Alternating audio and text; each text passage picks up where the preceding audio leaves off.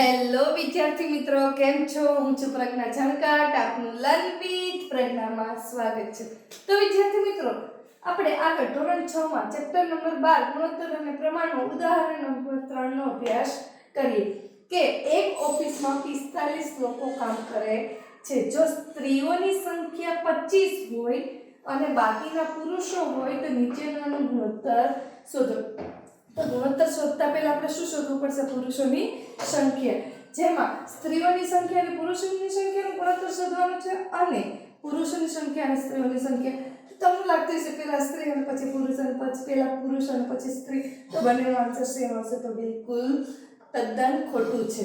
તો આપણે જોઈએ કે સૌપ્રથમ તો પુરુષની સંખ્યા બરાબર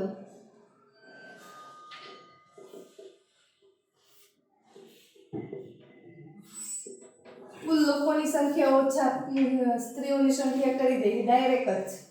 તો કે 45 ઓછા 25. તો જોઈએ કેટલા આવશે. 5 માંથી 5 જાય તો 0, 4 માંથી 2 જાય તો 2.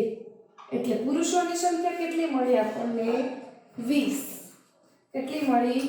20. અને સ્ત્રીઓની સંખ્યા તો આપણી પાસે ઓલરેડી હતી કેટલી? તો કે 25. તો હવે આપણે ગુણોત્તર શોધીએ કે સ્ત્રીઓની સંખ્યા અને પુરુષોની સંખ્યાનો ગુણોત્તર. તો પહેલા કોણ આવશે? સ્ત્રીઓની સંખ્યા. ગુણોત્તર બરાબર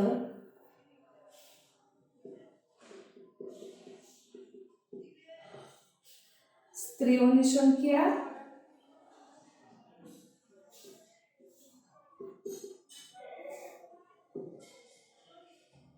છેદમાં પુરુષોની સંખ્યા.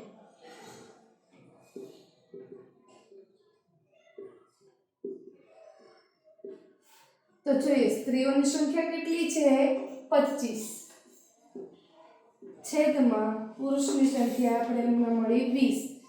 તો હવે જોઈએ 25 છે એટલે 25 25 અને 5 ચોક 20. આમ થઈ શકે, લખી શકીએ. બંનેની કિંમત સરખી જ થાય. 25 છે એટલે 5 ગુણ્યા 5 અને 20 છે એટલે 5 ગુણ્યા 4. તો 5 શું છે? ઉડી જાય. વધ્યા કેટલા? 5/4. તો હવે ક્યાંય છેદ ઉડતા નથી. તો આપણે લખી શકીએ કે 5/4. આ પ્રશ્ન એનો જવાબ છે. સ્ત્રીઓની સંખ્યા અને પુરુષોની સંખ્યાનો ગુણોત્તર 5/4. હવે આપણે આવે છે પ્રશ્ન બી કે પુરુષોની સંખ્યા અને સ્ત્રીઓની સંખ્યાનો ગુણોત્તર.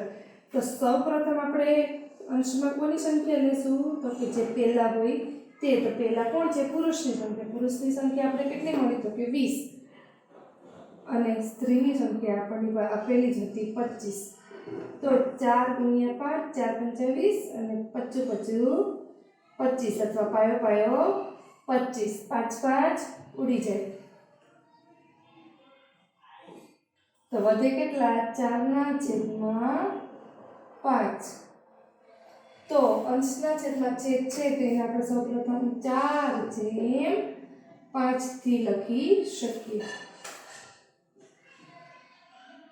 તો બંનેનો આન્સર અલગ અલગ આવે છે. સ્ત્રીઓની સંખ્યા અને પુરુષોની સંખ્યાનો ગુણોત્તર 5/4 છે અને જ્યારે પુરુષની સંખ્યા અને છેદમાં સ્ત્રીઓની સંખ્યા હોય ત્યારે જવાબ આવે છે 4/5.